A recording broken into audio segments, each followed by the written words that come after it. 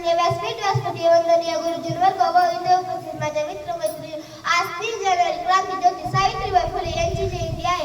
सावित्रीबाई फुले यांच्या वडिलांचे नाव खंडोजी नेसे पाटील असे होते व